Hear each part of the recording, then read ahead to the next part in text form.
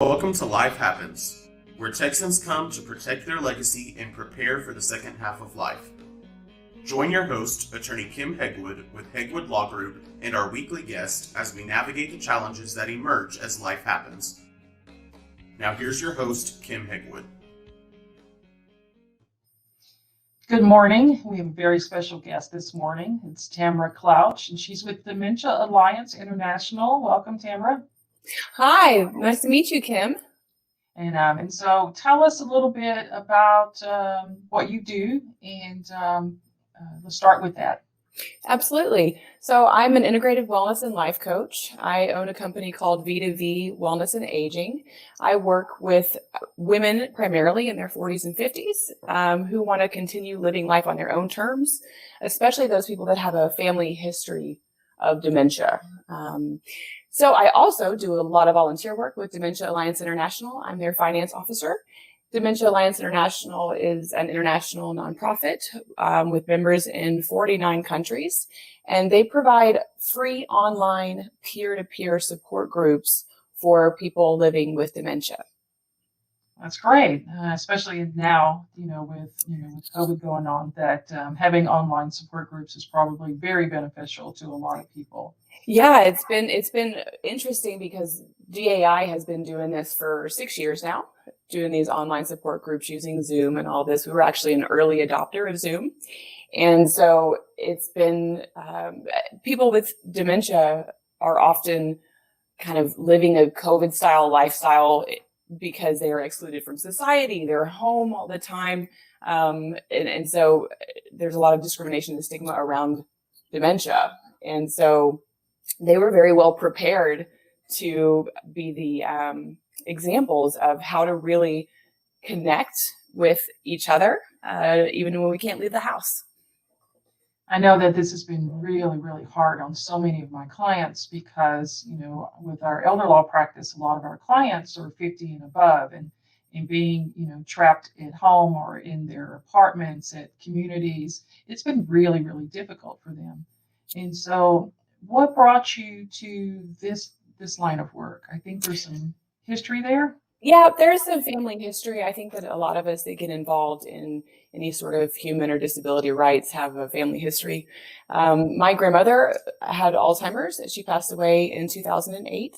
I was her primary caregiver for much of that time. And so I really left that experience with a very negative attitude towards Alzheimer's and dementia. I saw it as very hopeless, and I was worried that my mom was going to get it and that I was going to get it and that there wasn't anything that we could do about it.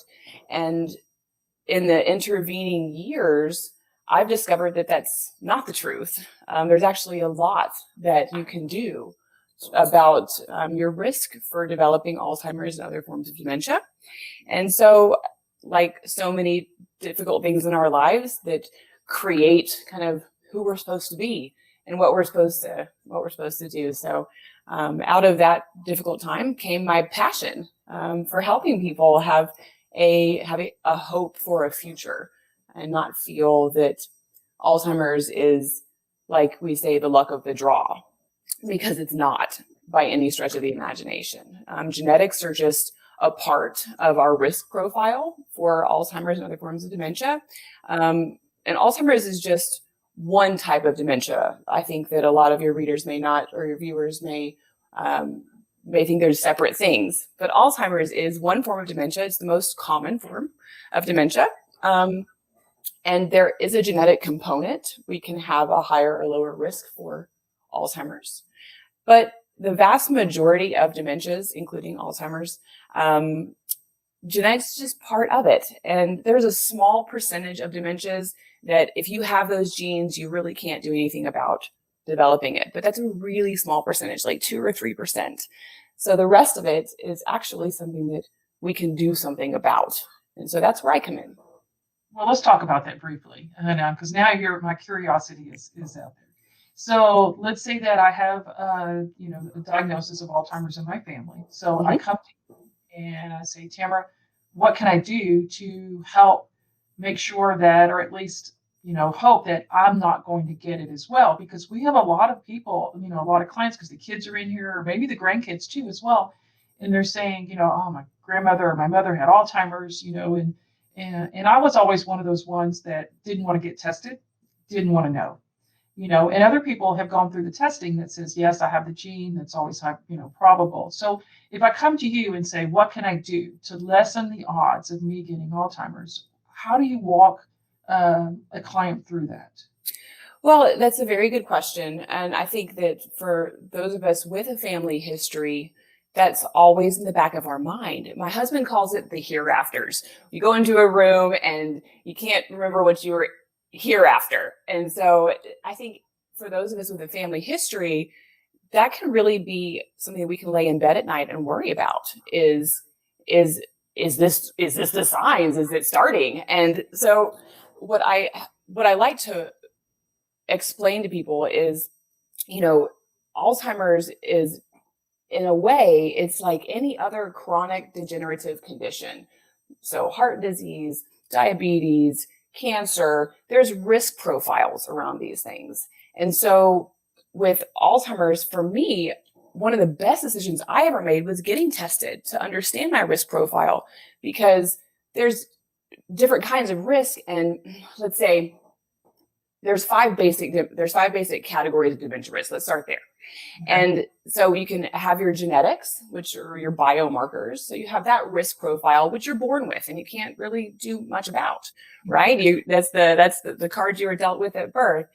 But there's other things. And so demographics is another big domain of risk. So if you're a woman, if you live in certain countries, these are things that we really can't control either. So our genetics and our demographics, we're just kind of born into that. But the rest of it is lifestyle and medical, like comorbidities, other medical conditions that we may or may not have, as well as environmental factors. These can all increase or decrease our risk for dementia, including Alzheimer's. And so for women especially, that lay awake at night, like myself, and think about, I want to continue living life on my own terms. Yeah. Seeing my grandmother moving from where she was perfectly happy and against her will was put into, a home, and all of these things started to happen to her. And she didn't have the control over who she spent time with, what she did during the day, where she lived. And for me, that's just unfathomable. I want to keep living life on my own terms. And so for people that really want to keep living life on their own terms and make those decisions and have that control for the rest of their life, there is stuff you can do to lower your risk.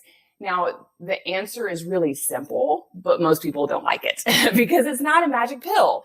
And we're so conditioned, I think, to take a pill when we have a problem, that the real answer isn't in a pill, it's in our choices and our behaviors. And so we can reduce our dementia risk by applying conditions that lower it to help balance out the genetic risk or the demographics that we're born with. So if somebody walked into my office, or I do a lot of free consultations, I do like a half an hour just free consultations, and I like to give away as much as I can, because this is a huge challenge in our country and in the world. By some estimates, 1 in 10 baby boomers will have dementia by 2030. 1 in 10. That's 70 million. So that's tremendous. And so the good news is things like exercise, nutrition, not smoking, not drinking much alcohol, losing weight, doing cognitive training, all of these things we can do. And if we do them really well, we can really reduce our risk for not only dementia, but also heart disease, diabetes, and all these other complex conditions that are really the result of lifestyle choices and comorbidities in our medical comorbidities. So the simple answer is, it's really simple, but most people don't stick with eating well or exercising. We always want a pill, but there's things you can do today to lower your risk tomorrow. So you said some of the things were food and exercise and drinking less, and things like that. And do you find that it's harder for clients because we're in such a fast-paced, society? You're working all day, you go home, you're like, oh, I don't want to cook, and you just eat whatever, just to kind of get through. And so, do you find that that it's a little more difficult to make those good choices for a lot of people? 100%. Our lifestyle, especially in the United States, is really set up to just kind of burn us out. And we don't, I think that COVID is actually, for some people, has helped do a good reframe on, because if we can't leave and go sit in traffic for 2 hours going to and from the office and we're home all the time, some people have really improved their routine. They're cooking more, they're exercising more. Some people have gone the complete opposite way. So, there's no accounting for, it's free will. So it all comes down to how bad do you want it? It all comes down to how bad do you want it? Because if you want it bad enough, you could do it. So for me, it's super important to continue living life on my own terms. That's my lifelong goal. When I'm 90, 95, 100 years old, I want to be able to walk. I want to be able to talk. I want to be able to live where I want and do what I want. And so every decision that I make today is in line with that goal at the end of my life. I'm not necessarily the norm in that regard, I understand, which is why I work with clients on an integrative approach. So an integrative approach means, let's say, for example, how many times have you started a new diet and had like the best intentions and have fallen completely off the wagon? I mean, I've done it. Yeah. Or exercise. I mean, how many times have we like, okay, I'm going to start exercising 3 days a week and I'm going to do this. And, maybe we have some good momentum for a week, a couple of weeks, if we're lucky, a few months. And then what happens? We tend to revert back to these unhealthy, unproductive patterns, habits, and practices that really aren't in line with where we want to go in life, but it's just kind of what happens. So in an integrative approach, we work across the full human being, the full self, recognizing that it's more than just a physical aspect. So what we're doing with our bodies, because the food I eat, my habits around food, those habits have roots back in my childhood even. So it's really about making changes that stick, taking it step by step along the way. So if a client says, well, I want to start exercising, well, the excuses that I give myself to not exercise or the way out I give myself, those are habits and patterns that we have established throughout the course of our life, and they can be interrupted. They can be changed. And so I work with clients on exactly that, understanding the roots of our behaviors and making changes that result in new habits, new patterns, new practices that support who I am, who I want to be, and where I'm going in life. So I listened to a podcast that talks about all these kinds of things, that the things that we learn by the age of 7, and then our subconscious takes over. And so you figure, we're, 50 and over, and we're now trying to break bad habits from our childhood. How easy do you find that is for a lot of people that you see? Well, it is so individual. There are some people that are really, really motivated to make change. And it's not about making 100 different changes. That's where I think a lot of people get overwhelmed, because if I listed all of the things off to you that you can do to reduce your risk of dementia, it can be overwhelming, right? It really can. So it's about, where can I make the biggest difference? And to be honest, that's exercise. Hands down, it's exercise and nutrition. Those are hands down. Those are also some of the hardest things to stick with, right? So having an accountability partner is really helpful. So whether it's a friend that you're working with, or a coach like me that is helping you be accountable and helping give you energy and excitement and resources and tools and a plan.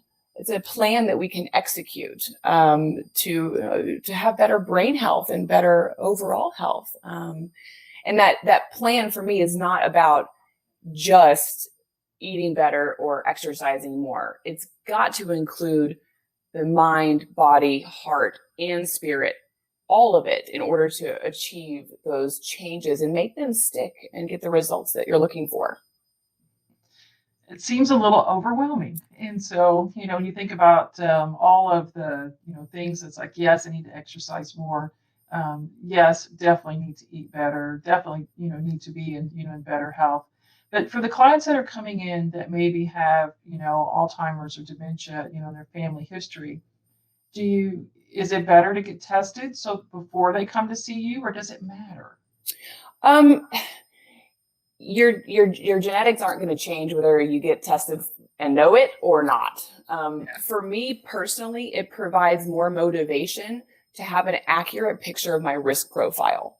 So that genetic risk is part of my risk profile. So if I have no biomarkers that say, okay, you have a higher risk of getting dementia. If I have no biomarkers, well, then maybe I don't need to try as hard in the other areas, right? But if I know that my risk in that one area is really high, I need to drive it down by taking actions in the other areas.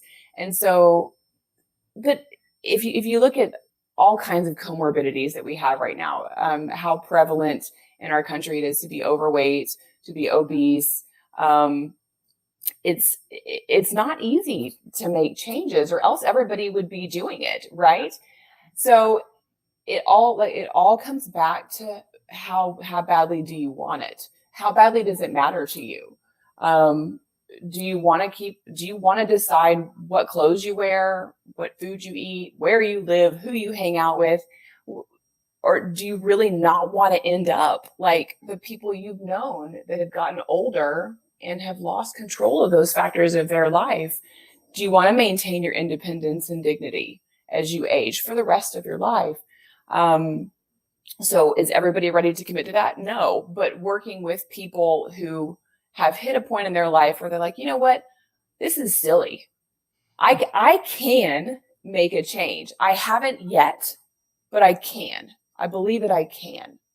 And so that's all we need to start with, is that little seed of hope.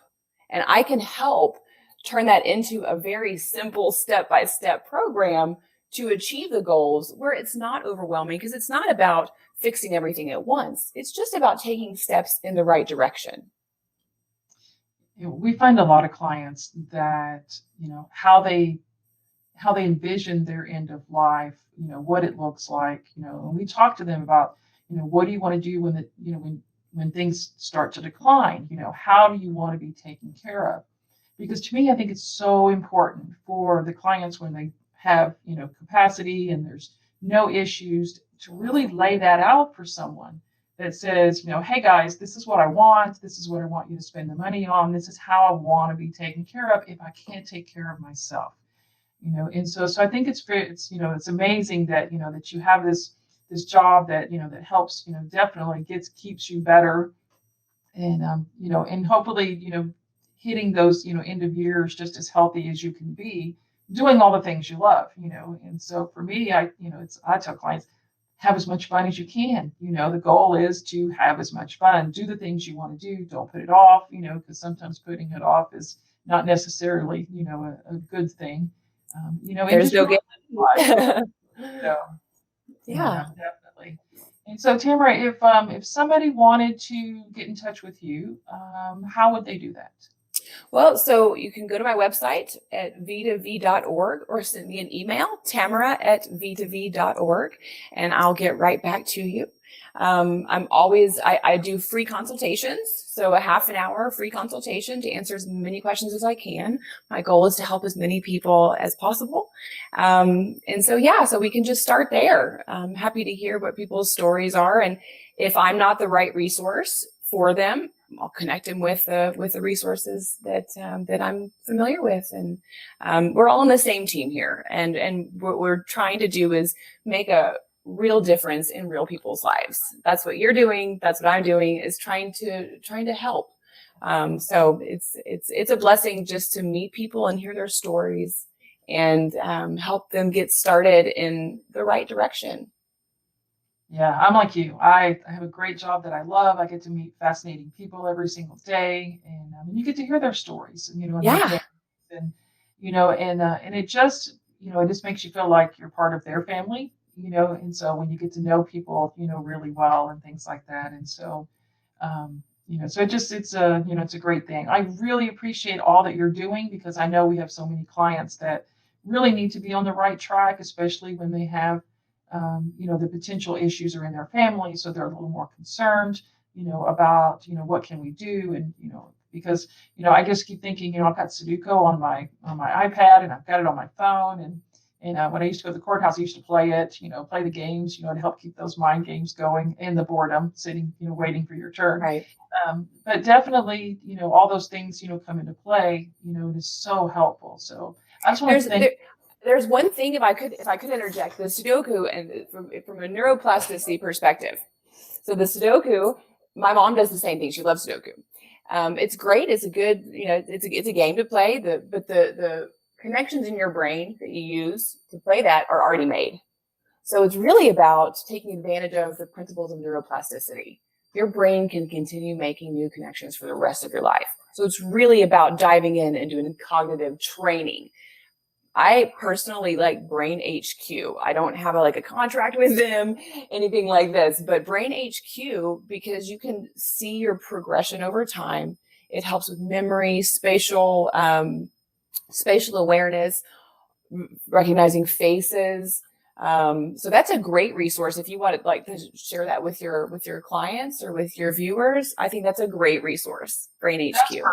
That's perfect. Because anything that, especially now you're trapped at home, a lot of people they're not doing as much, so the things you can do, and I like being able to pick up my phone or my iPad and do things on it, and I like to challenge myself, so that part is, is fun, trying to get to the next level. So that's a great resource for clients, and I appreciate that immensely. And yeah, so absolutely. Any other games and things like that may... Well, I don't want to get off with I know we focused a lot on the people exercise and nutrition, right? That's kind of, those are the biggies, but it's also about having a reason to get out of bed every day. Yeah. And being connected to your community, having roles in your home, being connected to the greater world outside, and which is tough right now because a lot of us are just kind of stuck at home. But that's also part of, having that control and living life on our own terms is making sure that we have a reason to get out of bed every day for the rest of our lives. And when I work with people who are getting near retirement age, and all I hear is, "Oh, I can't wait to retire, and I'm gonna do nothing, and I'm gonna travel, and I'm gonna relax." And that sounds lovely, but that's the worst thing that you could be doing for your brain is to completely stop learning new things and being engaged and being part of the bigger world. We all need a reason to get out of bed every day.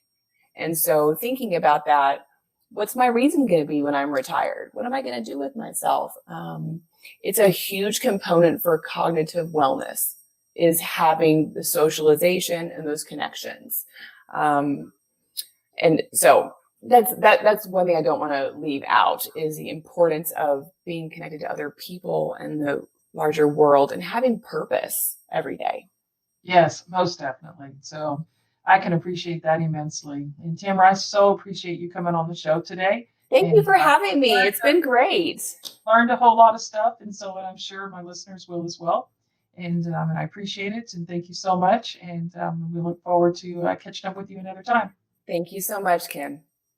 Thanks for tuning in to this week's episode of Life Happens with Kim Hegwood. Be sure to tune in every Thursday at 10 a.m. wherever you listen to your podcast as we navigate through the challenges that emerge as life happens. The content of this podcast does not establish an attorney-client relationship or constitute attorney-client privilege, legal, medical, financial, or any other professional advice.